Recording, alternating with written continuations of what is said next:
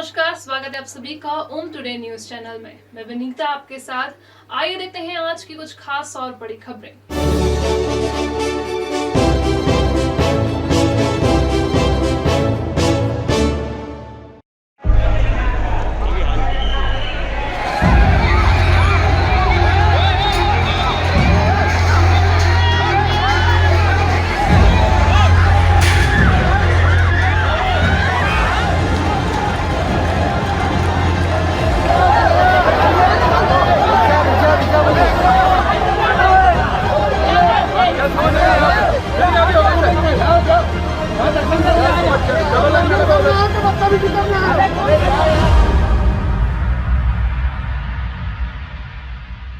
श्रावण महीने के पहले सोमवार के दिन महाकालेश्वर मंदिर में सुबह जो कुछ हुआ उसकी उम्मीद किसी को नहीं थी।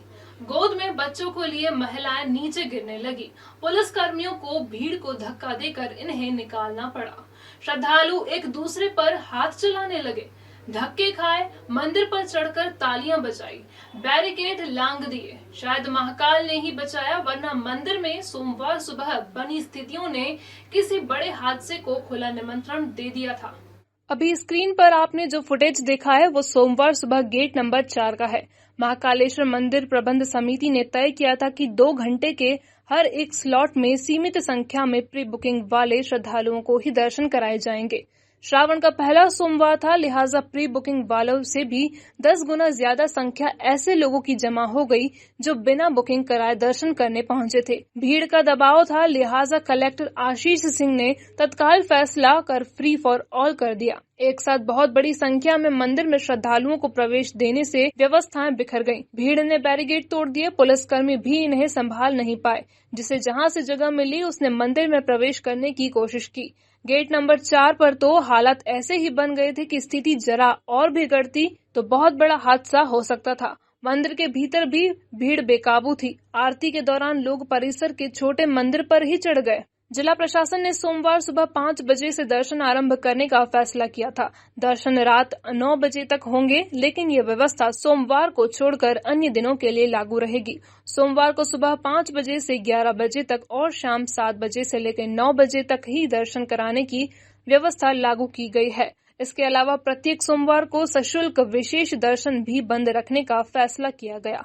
सोमवार सुबह 11 बजे तक ही दर्शनार्थियों को महाकालेश्वर मंदिर में प्रवेश दिया जाना था, लिहाजा जो लोग कतार में खड़े थे उन्हें तय समय सीमा में दर्शन कराना प्रशासन के लिए चुनौती था। बस यही चूक हो गई। जल्दबाजी में भीड़ को भीतर करने के चक्कर में व्यवस्था चूर चूर हो गई। बाद में कलेक्टर आशीष सिंह ने इस पर सफाई दी। आप खुद ही सुनिए मंदिर में फैली अव्यवस्था पर कलेक्टर ने क्या कुछ कहा है। देखिए, निश्चित रूप से हमारी जो व्यवस्था थी कि जो प्री बुकिंग के आधार पर ही दर्शन होंगे, लेकिन सुबह 5 बजे से ही दर्शनार्थियों की इतनी ज़्यादा संख्या इकट्ठी हो गई और उसमें ख़ास तौर पर सबसे ज़्यादा संख्या में जो पीएससी का एग्ज़ाम था उसके लिए जो लोग उज्जैन में रुके थे और आसपास रुके हुए थे उनकी संख्या काफ़ी ज़्यादा थी। तो जैसे ही श्रद्धालु इतनी संख्या में इकट्ठे हुए तो हमारी तरफ से व्यवस्था बनाई गई कि उनको बिना दर्शन किए न जाना पड़े। इसीलिए प्री बुकिंग की व्यवस्था को तत्काल ख़त्म करके सभी को सहूलियत के साथ में दर्शन हम लोग करवा रहे हैं और भीड़ काफ़ी कम भी होती जा रही है। जो हमारा मेन प्लान है कि सवारी भी आज के दिन है और सवारी की जो व्यवस्थाएं होती हैं, चूँकि रूट केवल एक ही है, उससे इसलिए उसके पहले रोड को सैनिटाइज करा के सवारी की व्यवस्था करा ली जाए। तो हम लोग कोशिश करेंगे कि आगामी 1.5-2 घंटे के अंदर ये जब श्रद्धालु सारे के सारे निकल जाते हैं तब सवारी की तैयारियों में जुट जाएंगे। सर, कई गेटों पे तो धक्का मुक्की की स्थिति बन गई थी और कई जगह तो नीचे लोग दबे हुए भी नजर आए। देखिए, ऐसी कोई स्थिति हल्की फुल्की जब बहुत ज़्यादा भीड़ हुई है तब हल्का फुल्का ऐसा 1-2 जगह हुआ है धक्का मुक्की। और जब इतनी बड़ी संख्या में भीड़ आती है, क्योंकि अप्रोच की भी दिक्कत है, अभी केवल और केवल एक अप्रोच है, इसीलिए हल्की फुल्की समस्या हुई है। लेकिन अभी सारी स्थिति अंडर कंट्रोल है, नियंत्रण में है। सभी श्रद्धालु बहुत अच्छे तरीके से दर्शन करके गए हैं, सभी खुश होकर गए हैं, सभी ने इसमें संतुष्टि जाहिर करी। कोविड गाइडलाइन का पालन की धज्जियां उड़ती नजर आई। देखिए, मास्क ज़्यादातर लोग लिए हुए हैं लेकिन लगा नहीं रहे हैं और सोशल डिस्टेंसिंग का पालन कराने के लिए ही प्री बुकिंग हम लोग रखते हैं। क्योंकि उसका पालन नहीं हो पाए इसलिए थोड़ी भीड़ भाड़ जरूर हुई है, लेकिन श्रद्धालु चूँकि यहाँ तक आ गए थे, इसलिए उनको दर्शन कराना भी जरूरी था। आखिरी सवाल, तो सुबह 6 से 11 बजे तक दर्शन की अनुमति आपके द्वारा दी गई थी, लेकिन कैसे श्रद्धालु को रोक पाएंगे कि बड़ी संख्या में श्रद्धालु यहाँ पहुँचे? देखिए, अभी जितने भी श्रद्धालु हमारे आ गए हैं उनको बिना दर्शन के न भेजा जाए, यही हमारा जो है मूल उद्देश्य है। जितने भी लोग आ गए हम सभी को दर्शन करा रहे हैं और आगे से इसका थोड़ा और ज़्यादा प्रचार प्रसार करेंगे, जिससे लोगों को पहले से ही पता रहे कि किस प्रकार की व्यवस्था है यहाँ पर। घटिया थाना क्षेत्र में नजरपुर के पास 20 जुलाई की रात सड़क पर पड़ी मिली लाश का मामला हत्या का निकला है।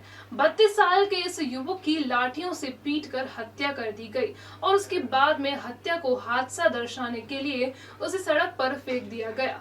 पुलिस ने वारदात को अंजाम देने वाले 2 भाइयों को गिरफ्तार किया है। नजरपुर के रहने वाले 32 साल के दिनेश बंजारा की लाश आगर रोड पर पड़ी मिली। शुरुआती स्थिति देखकर अंदाजा लगाया गया कि दिनेश की मौत किसी वाहन की चपेट में आकर हुई है। पोस्टमार्टम रिपोर्ट में साफ हुआ कि दिनेश के सिर पर गहरी चोट के निशान है।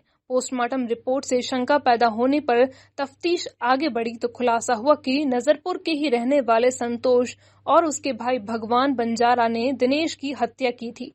घटना वाली रात दिनेश ने संतोष की पत्नी को मोबाइल फोन पर कॉल कर नजरपुर में पेट्रोल पंप के पास बुलाया था। संतोष को इसका पता चल गया था। दिनेश पेट्रोल पंप के पास संतोष की पत्नी का इंतजार कर रहा। पहुंच गया संतोष और उसका भाई भगवान। दोनों ने लठ से उसे बुरी तरह पीटा और जब उसकी मौत हो गई तो उसे सड़क पर फेंक कर भाग गए। ये 20/7/2021 को सूचनाकर्ता भीम सिंह पिता हजारी लाल ने रिपोर्ट किया था कि इसका जो लड़का है मृतक दिनेश, रोड एक्सीडेंट में इसकी मौत हो गई है और उसकी रिपोर्ट पर से थाना में मर्ग पंजीबद्ध किया गया था। मर्ग की जांच की गई। जांच के दौरान चश्मदीद साक्षी भी आए थे और मृतक के पिता के कथन लिए गए। पीएम रिपोर्ट भी प्राप्त की गई जिसमें एक्सीडेंट ना होते हुए वो एक हत्या का प्रथम दृष्टया अपराध पाया गया, जिस पर से वरिष्ठ अधिकारियों के मार्गदर्शन में अपराध पंजीबद्ध कर आज 2 आरोपियों को गिरफ्तार किया गया है मामले में और सुबह माननीय न्यायालय पेश किया जाएगा। सर, इसमें जो आरोपी हैं उनकी तलाश किस तरह की गई, किस तरह छानबीन की गई थी आपकी? आरोपी चूँकि नामजद हो गए थे तो उनके घर पे और आस पड़ोस में तलाश की गई तो पता चला कि कदवाली फंटे पे 2 लोग खड़े हैं और मामले के आरोपी हैं जो कहीं बाहर जाने की फिराक में हैं। तो तत्काल दबिश देकर उनको हिरासत में लिया गया, पूछताछ की गई। उन्होंने अपना जुर्म स्वीकार किया गया है। जुर्म स्वीकार करने पर आरोपियों की गिरफ्तारी उपरांत उनसे जो घटना में प्रयुक्त आला जर्ब है उनको भी बरामद किया गया है और मृतक का जो मोबाइल था वो भी आरोपी के घर से बरामद किया गया। कितना आरोपी गिरफ्तार हुए सर? 2 आरोपी गिरफ्तार हुए हैं। इसमें 2 ही हैं या अन्य और? 2 ही आरोपी हैं, वो दोनों सगे भाई हैं। श्रावण महीने के पहले सोमवार को ज्योतिर्लिंग भगवान महाकालेश्वर के दर्शन के लिए मुख्यमंत्री शिवराज सिंह चौहान उज्जैन आए। मुख्यमंत्री के साथ उनकी धर्मपत्नी श्रीमती साधना चौहान और पुत्र कार्तिकेय चौहान ने भी महाकालेश्वर मंदिर के दर्शन किए।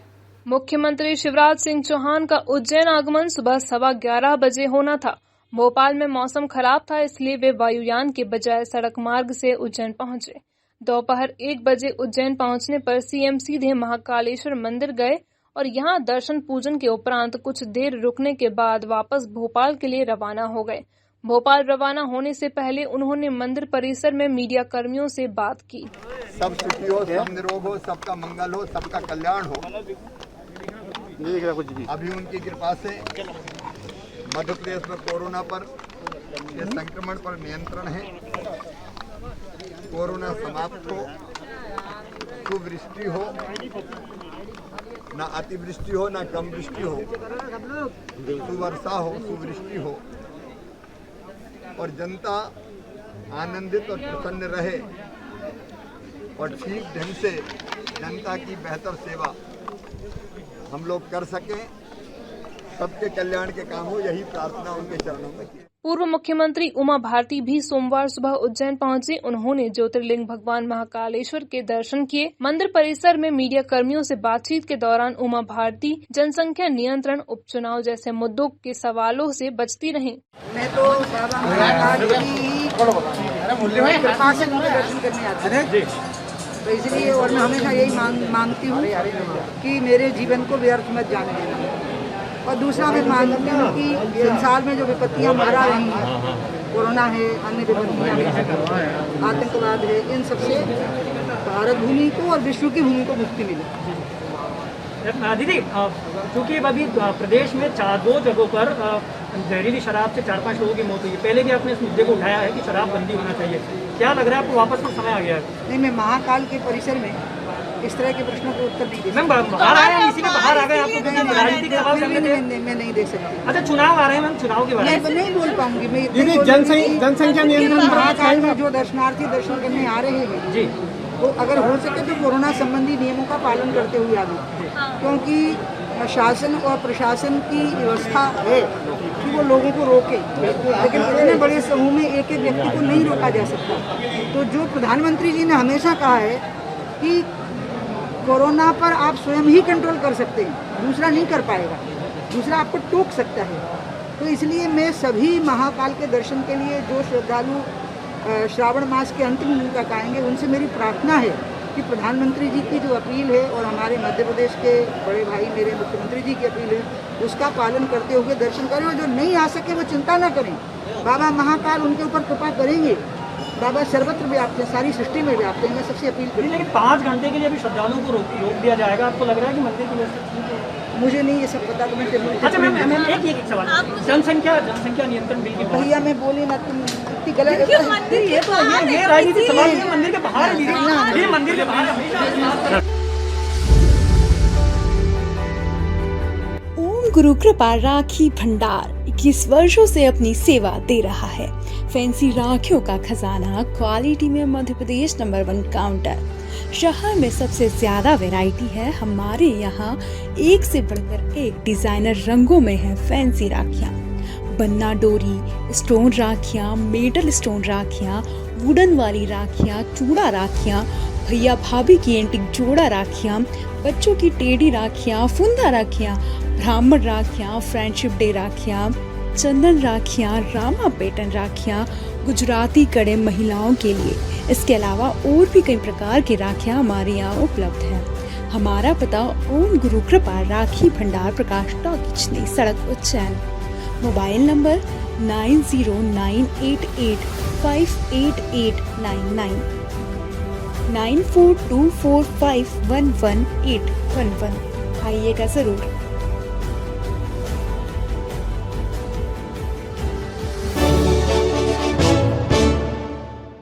मध्य प्रदेश के स्वास्थ्य मंत्री डॉक्टर प्रभुराम चौधरी ने सोमवार को जिला अस्पताल में भर्ती मरीजों से वीडियो कॉल पर बात की। स्वास्थ्य मंत्री ने मरीजों का हाल चाल जाना और उन्हें इलाज में आ रही दिक्कतों पर बात की। स्वास्थ्य मंत्री कोविड की दूसरी लहर के बाद से ही लगातार वीडियो कॉल के माध्यम से अलग अलग जिलों में भर्ती मरीजों से नियमित बात कर रहे हैं। सोमवार सुबह उन्होंने उज्जैन जिला अस्पताल के आईसीयू वार्ड में भर्ती मरीज लक्ष्मीबाई बाथम और ब्लैक फंगस वार्ड में भर्ती शाजापुर के मरीज राहुल मालवीय से वीडियो कॉल पर बात की। स्वास्थ्य मंत्री ने इन मरीजों से पूछा, आपको दवाएं अस्पताल से मिल रही हैं या फिर आपको खरीदना पड़ रही हैं? इलाज सही से मिल रहा है या नहीं? इसके अलावा स्वास्थ्य मंत्री ने सीएमएचओ डॉक्टर महावीर खंडेलवाल और civil surgeon doctor PN Verma से कोरोना की तीसरी लहर के लिए की जा रही तैयारियों पर भी बात की। 4-5 पेशेंट से बात करी, सभी से बात करने पर उन्हें हमारी यहाँ की स्वास्थ्य सुविधाओं से पूरी तरह संतुष्टि हुई और उन्होंने इस बात के लिए हमें मतलब हमारी प्रशंसा भी की कि हमारे यहाँ काम बहुत अच्छा चल रहा है। माननीय सिविल सर्जन के नेतृत्व में जिला अस्पताल दिनों दिन प्रगति कर रहा है और ब्लैक फंगस का तो जिला अस्पताल लेवल पे सिर्फ एकमात्र उज्जैन अस्पताल ही ऐसा जहाँ पे ऑपरेशन और बगैर सुविधा के मतलब अपने पर्सनल इंस्ट्रूमेंट लेके पीएन वर्मा ने ये सब काम किया है। निश्चित रूप से इसके लिए पीएन वर्मा बदले। सर पूरे जिले को लेकर आपने डाटा दिया था? पूरे जिले को लेकर वैक्सीनेशन का डाटा दिया था। वैक्सीनेशन पूरे जिले में एलिजिबल लोगों में से 55% को फर्स्ट डोज लोगों को फर्स्ट डोज लग चुका है और उज्जैन शहर के लगभग 70% लोगों को फर्स्ट डोज लग चुका है। और आइए आपको श्रावण मास की भगवान महाकालेश्वर की पहली सवारी की कुछ झलकियां दिखाते हैं।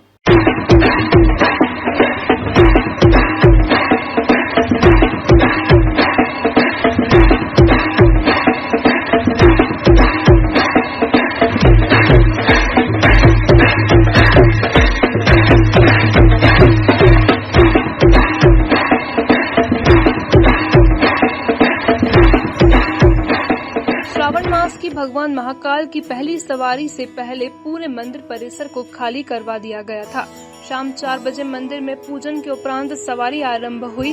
कहारों ने पालकी उठाई। मंदिर के गेट पर गार्ड ऑफ ऑनर दिया गया। इसके बाद बड़ा गणपति हरसिद्धि चौराहा नरसिंह घाट के रास्ते सवारी राम घाट पर पहुंची। यहाँ पूजन के उपरांत हरसिद्धि की पाल हरसिद्धि मंदिर चौराहे होते हुए पालकी फिर से महाकालेश्वर मंदिर पहुंची। पूरे रास्ते को पुलिस कर्मियों ने सील कर रखा था। आम श्रद्धालु वर्चुअल तरीके से ही महाकालेश्वर की सवारी के दर्शन कर सके। जय हो शंकरा आदिदेव शंकरा, तेरे जाप के बिना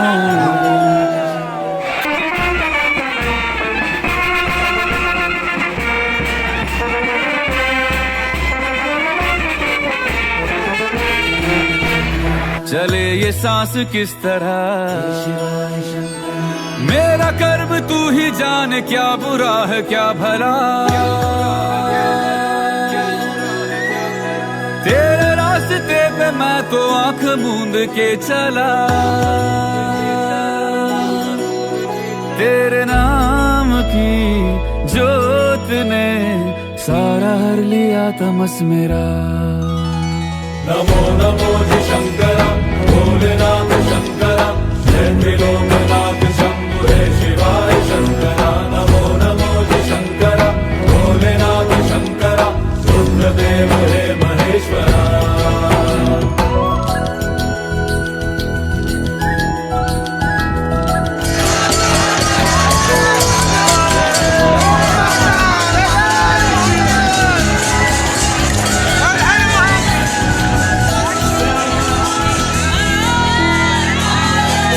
के जन्म से भी पहले तेरा वास था, ये जग रहे या ना रहे, रहेगी तेरी